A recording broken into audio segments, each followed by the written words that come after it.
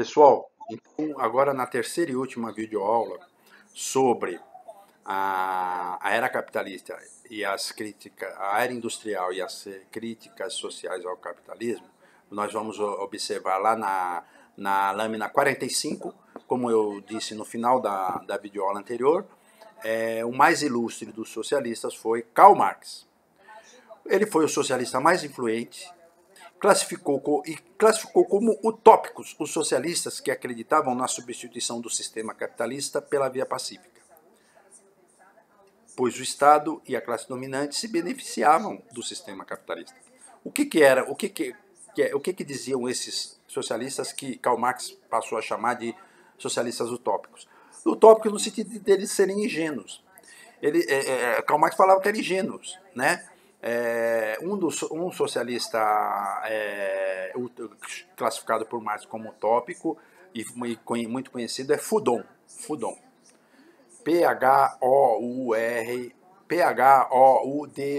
Se vocês puderem pesquisar, é bom. Quem foi Proudhon?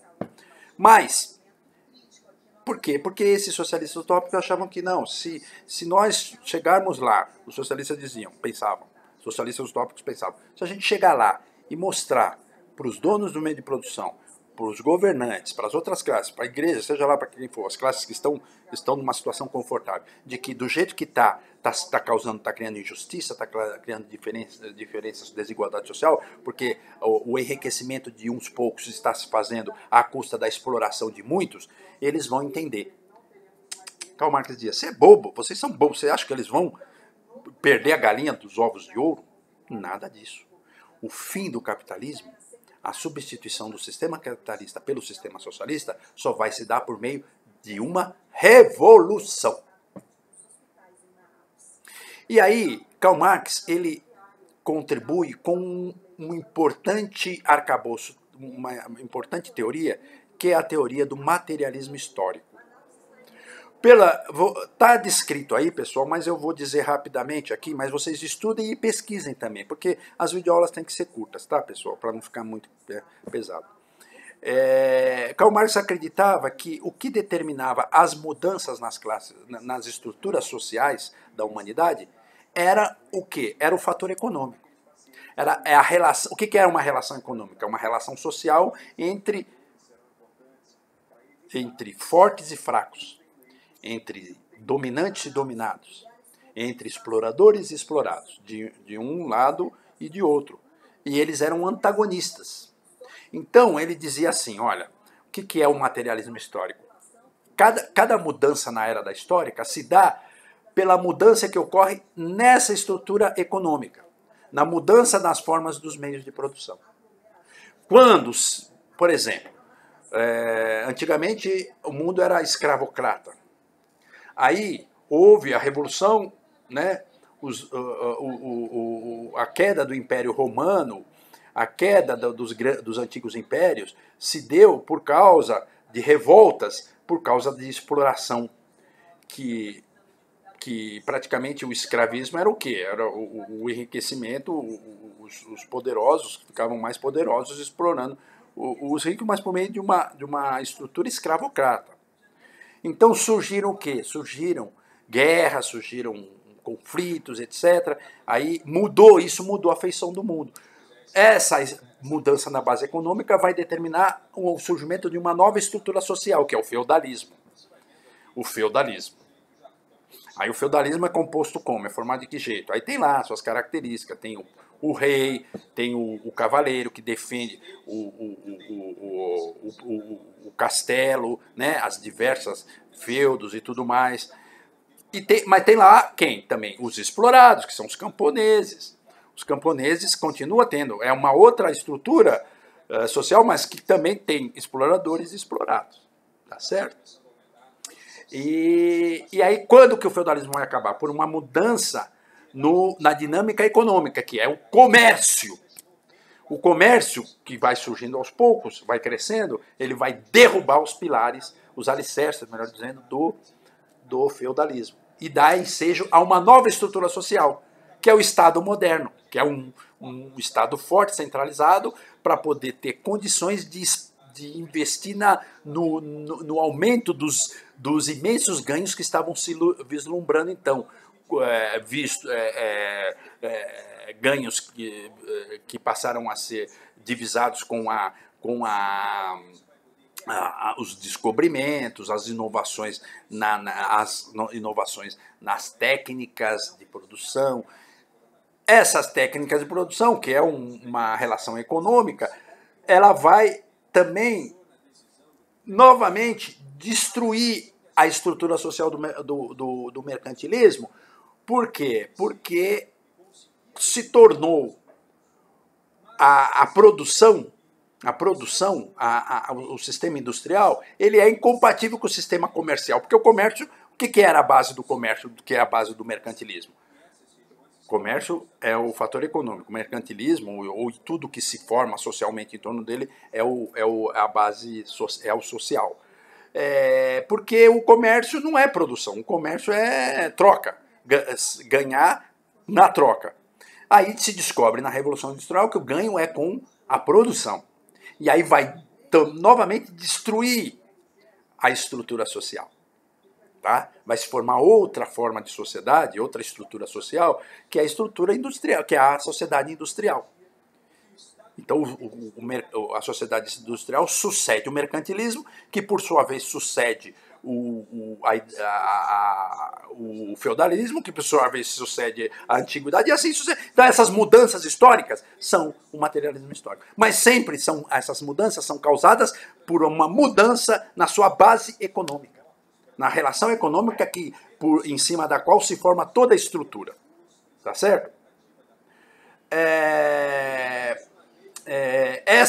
As relações econômicas que estão na base da estrutura social, Marx chamava de infraestrutura.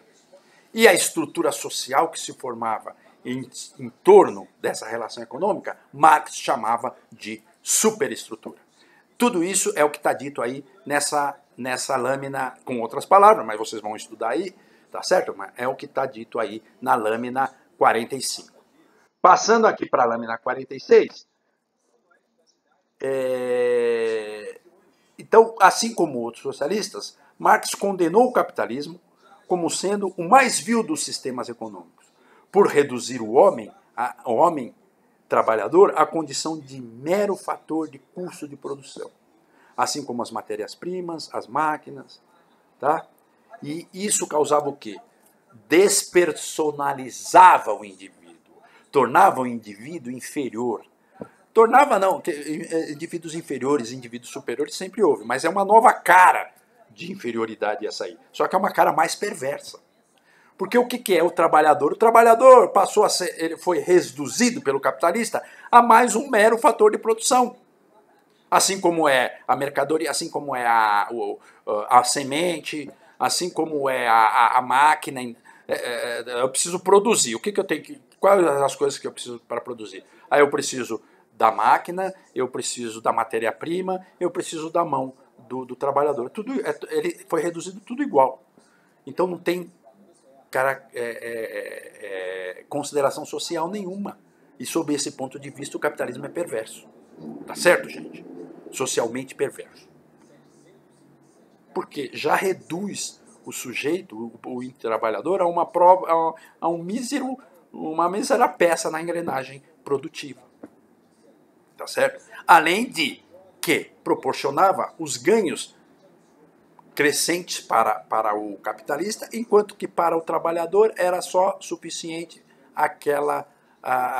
ele precisava ser apenas mantido. Então, dá para ele o mínimo para comer, para se vestir, assim, uma roupinha para continuar produzindo. Tá certo? Então, olha só, gente. O trabalho, antes valorizado como obra humana, foi transformado pelo capitalismo em apenas mais uma mercadoria. O capitalismo transforma tudo em mercadoria. O trabalhador passou a ser um alienado, dissociado até de seu único bem, sua força de trabalho, pois esta passou a ser condicionada à aspiração do lucro capitalista. Fato que estava levando o trabalhador à sua degradação, à sua desumanização. Olha aí no terceiro parágrafo, muito importante, a teoria da mais-valia, que eu também quero que vocês pesquisem e estudem. Tá certo? Marx formulou a teoria da mais-valia, na qual o trabalhador era remunerado para manter simplesmente sua subsistência. Conforme eu falei agora há pouco. Uma máquina, para continuar funcionando, ela precisa do quê? Um carro para continuar andando. Ele precisa só lá da gasolina. Tá certo? Ou do combustível, do álcool. O trabalhador, ele precisa só da comida. Quer dizer, não se vislumbrava. Então, na prática, o trabalhador não ia enriquecer.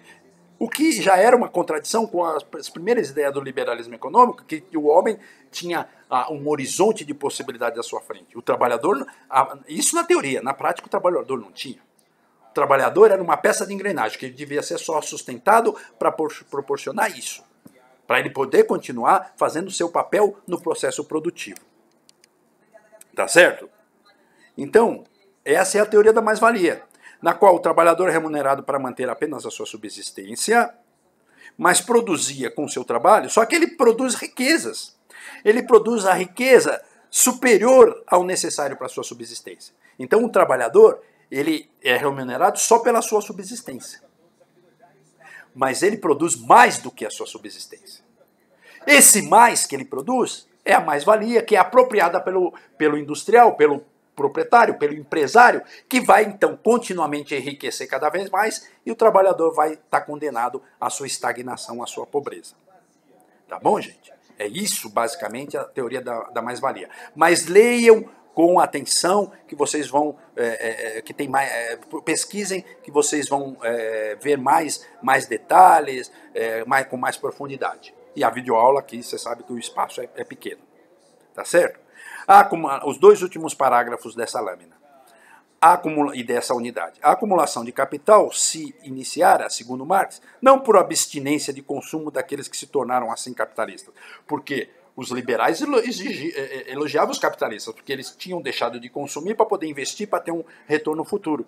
Mas Marx, então isso era um fator de elogiar o capitalista. Mas ele está sendo... O capitalista está sendo recompensado agora, porque no passado ele absteve-se de consumir. Então ele merece agora a sua recompensa. Quem não se absteve de consumir, quem continuou trabalhando, tem que se ferrar.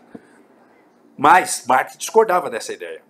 Voltando ali, no penúltimo parágrafo da lâmina 46. A acumulação de capital se iniciara, segundo Marx, não por abstinência de consumo daqueles que se tornaram assim capitalistas, o que seria um mérito na visão de alguns economistas clássicos, mas se dava por extermínios, escravização, expropriações de populações agrárias e nativas de suas terras, monopólios comerciais e outras ações coercitivas.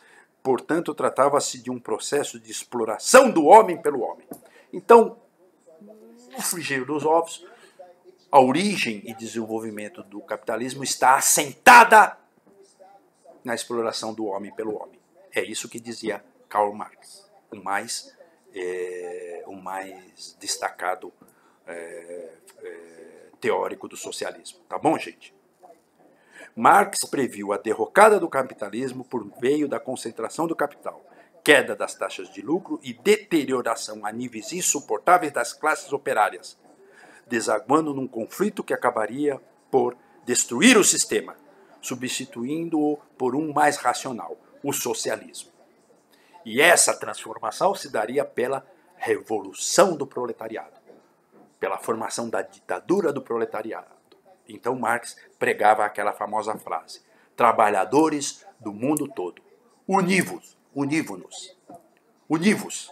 Repetindo, trabalhadores do mundo todo, univos.